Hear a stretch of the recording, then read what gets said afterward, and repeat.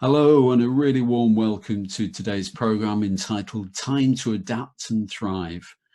I'm Chris Watson from Endor Learn and Develop, and I'm excited to be sharing with you some practical ideas to help you refocus your energy and attention during periods of uncertainty.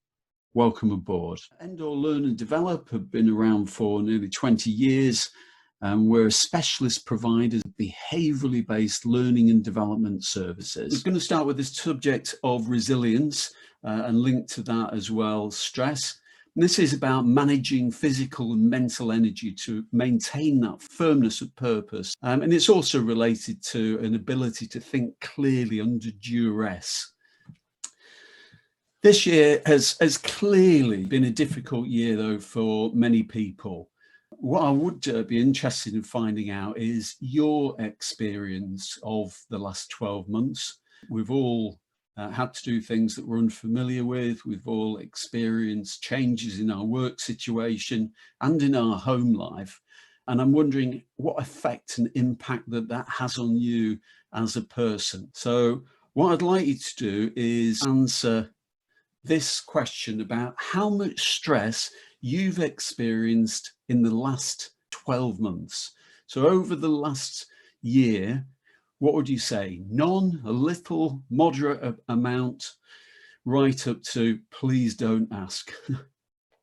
We've got one person who's saying a moderate amount of stress in the last 12 months. A lot, yeah, I think that's quite typical of many people that I've spoken to. Thank you for that. Stress gets, understandably, quite a bad press a lot of the time. Typical stress responses are here that you will be familiar with.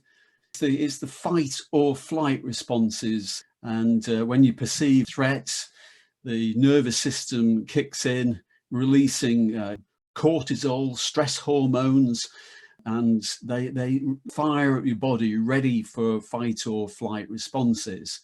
So typically, your heart beats faster, blood gets sent to the muscles. That just makes you stiff and less relaxed. Your chest muscles as well will tighten, and that makes it harder for you to breathe. So you can't do any of that deep breathing that we talked about that will help things like heart rate variability and make you feel more relaxed. So your heart's pounding faster, muscles are tightening, the breath. When you need more breath, you're less likely to get those deeper inhalations. So all of that is kind of compromising your ability physiologically to deal with whatever is causing the stress in the first place. So for some of these reasons, stress does get a bad press. But what's your experience of stress? Everybody's levels of stress management are different. So what you may perceive as not a lot of stress could be a lot to somebody else. And it's sort of how you're able to manage the short bits before it becomes too much for you. And it's sort of knowing your boundary and then how you respond to that, as well as recognizing your triggers and stuff as well. Great. Yeah, absolutely. And I think this is why organizationally, this is such a difficult area to effectively manage for all people at all times, because as you say, Cameron, it's a very individualized response. So organizational strategies with the best and the most sincere intentions to help and support and assist people, invariably will be a blanket approach or maybe a smorgasbord of different offerings, but people will engage and interact with those things in their own unique way. So there is something here about different levels of pressure. The problem is establishing when that critical point where it tips into being an unreasonable amount of pressure, because that's when people are going to need support, maybe experience burnout. Okay. And one thing we do know is that dotted line between well-being and burnout differs for all of us.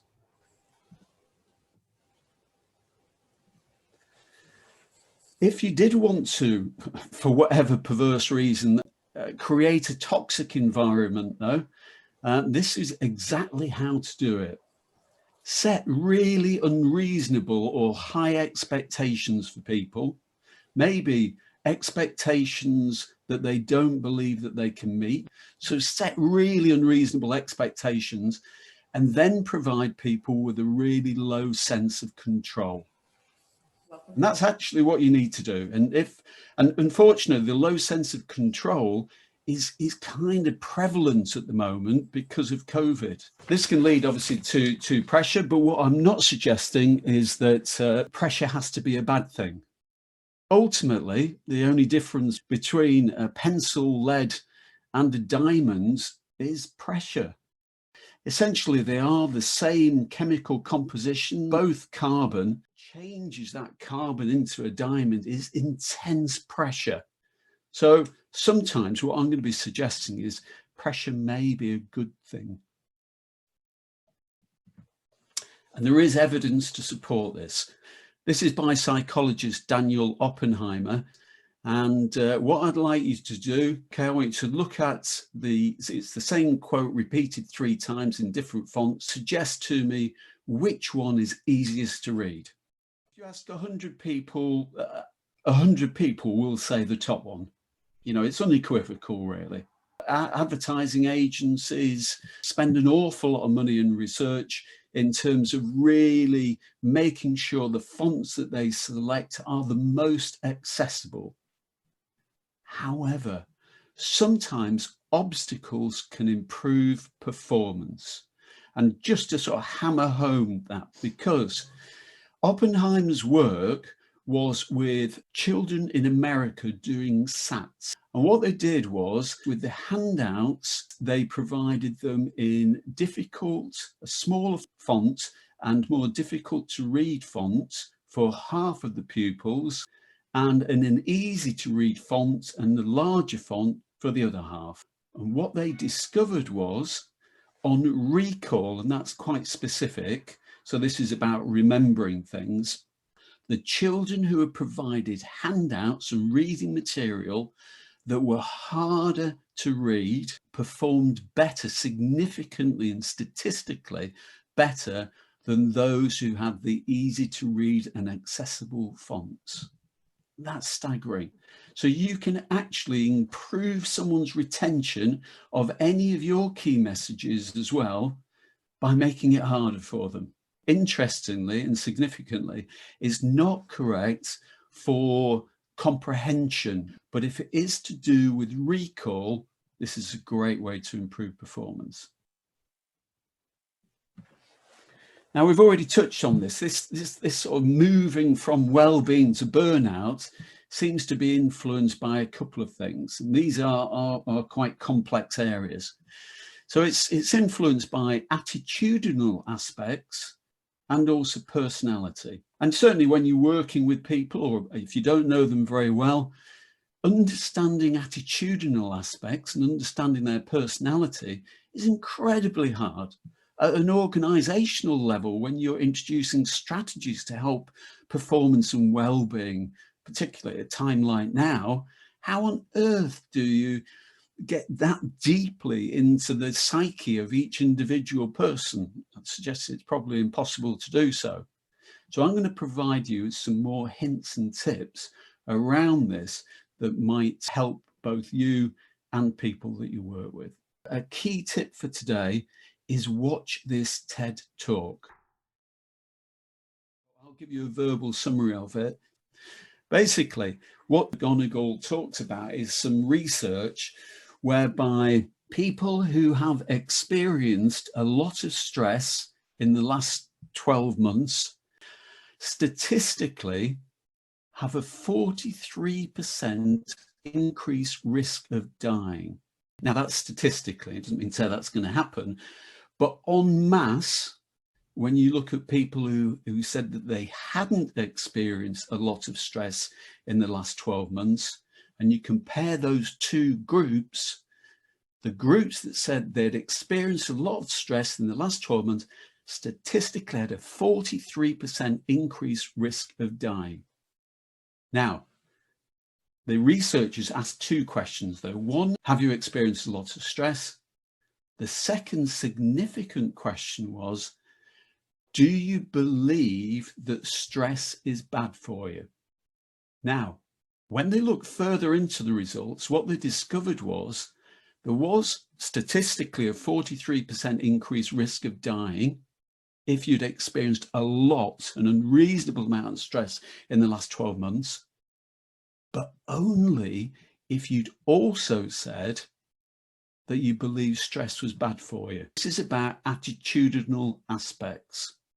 In fact, the people that had experienced a lot of stress in the last 12 months, but had also said that they didn't believe stress was bad for them, had the lowest rates of increased risk of dying of anyone surveyed, including the people who'd said they'd experienced little or no stress at all. And that's staggering. And this was an 8-year survey of 30,000 adults in America. So this wasn't 200 people. This was thousands and thousands of people over an 8-year period. And what it actually suggests is that actually stress isn't the enemy. But what seems to be the case is your belief about stress seems to be a significant factor in actually both your future health, but also how you respond to it. In fact, the evidence goes on further. If you look at the top 15 causes of death, what this suggests is that actually your beliefs about stress are the 15th biggest contributor to death in America today. The researchers concluded that over 20,000 deaths a year occurred based on the belief systems about stress and whether or not people felt that stress was bad for you. Now, that means that more people died in America than died of skin cancer, HIV, and even more people than died of homicide or murder in America. Here's why. We know some of the physiological responses to stress. What happens within your body as well is that during times of fight or flight, typically what goes on is that it constricts your blood vessels in the way that we can see here. So your heart's pumping, but extra pressure's put on the heart because your body's making it harder because of the constricted blood vessels to pump that blood through, and that puts pressure on and it can lead to things like cardiovascular disease. Interestingly, in the people who said that they didn't believe that stress was bad for them, all the stress responses occurred. So the beating heart, the blood going to muscles, the increase even in cortisol, which can be a good thing because it can sharpen your mind and your mental agility. But the difference is there wasn't the constriction of blood vessels. And that protects them from some of the toxic elements of stress. And what's been found is the profile of people who believe that stress isn't bad for them, the physiological profile mirrors exactly what happens to us during moments of joy and moments of courage. So during moments of joy and moments of courage, our heart rate goes up, you start to maybe perspire a little bit more, cortisol hits your system, but you're also telling yourself, hopefully, you're looking forward to this, you're enjoying it, this could be a positive opportunity. And what happened, the difference is your blood vessels remain relaxed. What about for you though? Are there some other practical ways, given that it is incredibly hard to change attitudinal aspects? I think with the right amount of enthusiasm, backed with some science and some evidence, you can start to intrude in some of those areas. But are there some more instantly accessible and more practical ways that will help people to reduce their levels of stress and anxiety. It's very, very useful to get a decent amount of sleep. Typically, many people get the average is about 7 to 8 hours. I think this is a very personal experience as well. Some people appear to need less and some people need more. So I'm quite against the idea of being too directive over such a personalized area. However, there is evidence that suggests whatever amount of sleep you get, an hour less than your natural average, you are twice as likely to have an accident during that following day. And that's 1 hour less sleep. Staggeringly, if you get less than 5 hours sleep a night, okay, and I know some people can function like that and do, but on average, given that the average amount of sleep is 7 to 8 hours for the UK population, if you get less than 5 hours sleep, you are statistically 5 times more likely to have an accident. And that is the same cognitive effect as being drunk in terms of impact that it has and the likelihood of you having an accident. So I think it definitely begins with looking after yourself and making sure that you take responsibility for getting the right amount of rest. The number one way to reduce stress is to do with moderate exercise. What seems to be the case, a real high intensity, very high training loads or exercise loads aren't necessarily associated with reduced stress and reduced anxiety. So moderate training exercise is better for your resilience levels. If you're feeling frustrated, if you're feeling tense, anxious, it would appear to, based on what we've seen here about moderate exercise regimes, it would appear to make sense then to vent your frustrations. And here the evidence is a little bit mixed. We know that moderate exercise can clear the head and make you feel better, make you feel more in control of your physiology. It will be good for, reducing cortisol in the body. Cortisol, when you get really stressed, can take 2 minutes to saturate your body. And it can take up to 2 hours for it to be depleted. And what exercise is very good at is pushing it through your system much quicker than the 2 hours. So venting your frustration seems quite plausible. However, there's a fantastic piece of research which involved an exercise with students at a university. And the results were those who hit the punch bag consistently felt far more aggressive afterwards and later went on to administer longer and louder blasts of noise in the faces of their colleagues than those who were allowed to just sit, reflect and dwell on the thing that was making them feel really frustrated in the first place. And the results of this have been replicated many times.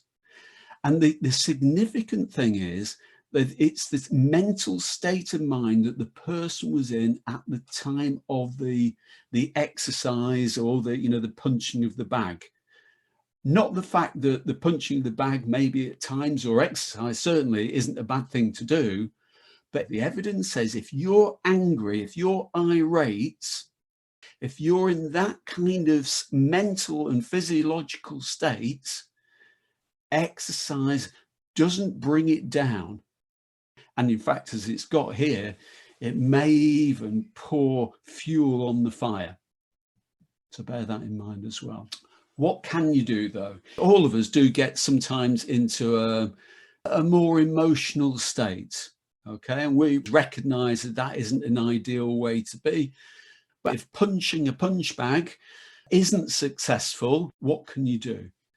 There is a method called the 5-4-3-2-1 method. And it is supposed to help you get more in touch with the here and now. It's a little bit more towards the sort of meditative, but what the advice is, if you see yourself or recognize that you are in an agitated state or you're frustrated with something or someone and you want to feel more grounded, then take yourself off to some sort of quiet space, a few deep breaths just to start to regain control of your physiology. Think of 5 things before you do 5 things that you can actually see in your immediate work environment. So deliberately look around you at 5 separate things. And what this is doing, this practice, is taking you out of your own headspace. And it does work. So 5 things you can see. Then you move on to 4 things that you can touch. So 4 things in your immediate space that you can touch. 3 things that you can hear. And I think closing your eyes for this part really does provide that focus. And they might be cars going by, but just really actively listening. Then you get even more into your own sensory experience, and you deliberately think of 2 things that you can smell.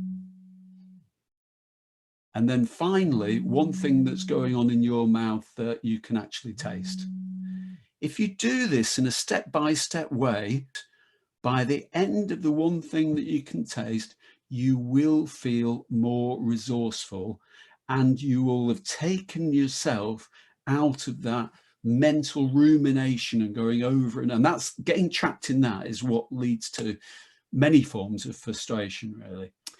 This one has been in the news, it's been widely reported, but cold water swimming or taking a cold shower actually has real long-term benefits in terms of building personal resilience.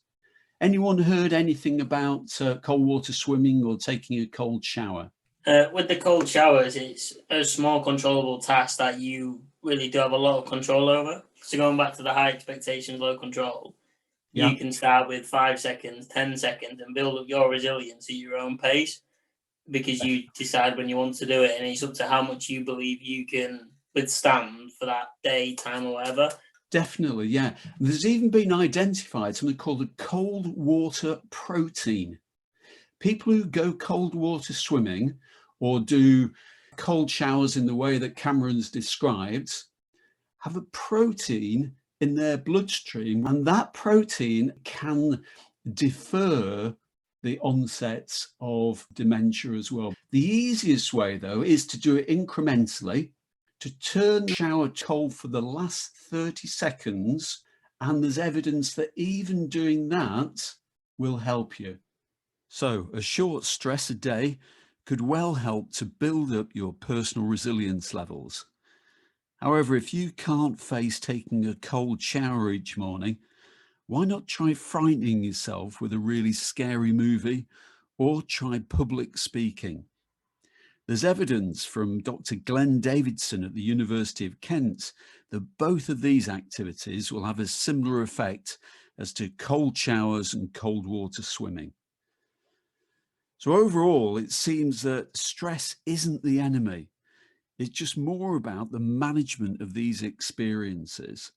And I'd say the underlying thing is to try to retain some sense of control over what's happening to you. Because if you can, it can bring about some really positive effects. Another area, which is more to do with social resilience, is about the restorative power of family and friends. And I would say this is one of the biggest threats at the moment in terms of social isolation, in terms of lockdown for people, because actually some of the benefits of this restorative power are being compromised, undermined, or or entirely absent for a number of people. Evidence that friendship can ward off germs. So just as enduring stress and stress that you believe is bad for you can trigger ill health, friendship can have this positive effect. The studies show that if you've got 5 or more friends with whom you're able to discuss, because this is about openness, discuss an important matter, you're more likely to describe yourself as happy. And studies have shown if you're exercising, commuting, doing homework, anything is more enjoyable for people if they're in company. And that's irrespective of whether or not you define yourself as an introvert or extrovert. And here's something really important, back to the Kelly McGonigal research. Those with good social supports are less likely to see stressors as threats. They're more likely to see stressors as challenges. So you can start to influence some of that attitudinal aspect by having a good social network. Now, the problem is, as I say, at the moment, opportunities are being compromised because of COVID and lockdown. And the other thing to bear in mind is what is very common is that people who, for whatever reason, aren't feeling the most robust or the most resilient and are feeling a bit low, tend to reach out to people less as well. And that can lead to a downward spiral. Can you actually influence this, though? Are there things that you can do to strengthen trust in others and also trust in yourself? Well, I think there are. There is evidence to say that if you do this, you will improve someone's trust in you. But there are some caveats.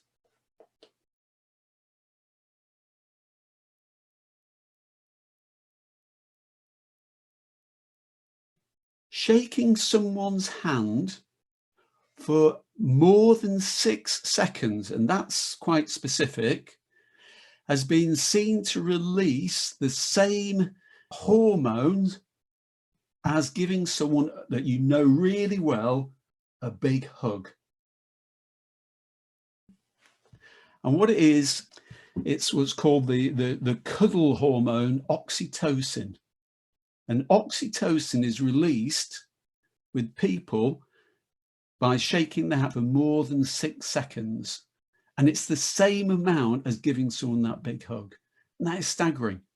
But that's quite, if you actually practice it with a colleague or a loved one, it is a little bit of time. So you have to commit yourself to it, and it will surprise the other person, and you've got to stay there and then mentally count, 6 or 7 seconds, so it's not too uncomfortable. But it was seen to build trust. Oxytocin has been linked with empathy, and oxytocin is linked to building trust. And it's also released, the other time that it's commonly released is at childbirth, to actually help build that connectivity between mother and child. Here is, well, the number one way to make yourself feel happier. Male or female, regardless of age, any idea what it is? It's dance lessons. And dance lessons for people at all ages, on all the studies that have been done about what really makes people happy, are the thing that work. And it's a big difference between the number one and the number two. When you think about it, though, there are some clear reasons why this is the case. First of all, you've got the physical exercise through volition, and it's something that's perceived to be enjoyable. So you've got physical exercise and you've got physical movement. Secondly, you've got a stretching challenge. You're learning something new. So it's engaging you and your cognitive processes. So you've got mind and body congruence. You're developing yourself. And as a result, you're making progress towards a goal. You've seen the dance practiced, and then you're actually getting better at it. So you're making positive steps towards something, and that's motivational. But then thirdly, you've also got a social dimension, because you're mixing with other people, you're seeing and you're interacting and you're talking with them. And so all of these three areas are coming together to provide you with a very positive, rich experience. So there's a number of ideas for you around resilience, around dealing with stress, and also maybe sometimes questioning conventional wisdom as to whether stress is a bad thing, whether it's the enemy, or whether sometimes obstacles actually may be a positive force if they're managed effectively. We've covered 15 themes. My most recent book, which is called Upskill, has got 825 more practical ideas to extend capability and performance in the workplace. It's based on a 10-year funded study where we were given some money to find out what is it that organizations value today. And these are the 21 skills. And so what it does, it delivers a dynamic snapshot of different strategies, tools, techniques, and ideas that people can introduce for themselves with no budget whatsoever that will make a demonstrable difference to them back in the workplace.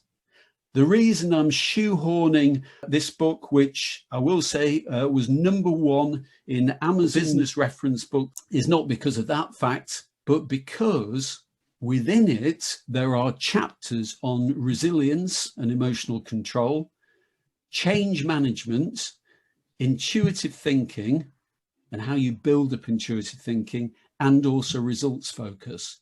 So I've rushed through 15 ideas for you, but if you do want another 825, they are within the book. So many thanks. Hopefully I'll have the pleasure of working with you again. And what I'd really like is perhaps in a more face-to-face interactive kind of context. If that doesn't happen, good luck with the grey monotony of the rest of lockdown, and let's hope and pray that it ends soon. Thank you very much. Thank you for the Thanks, day, Chris. Thank you. See you soon. Bye. Bye-bye. Thank you. Bye.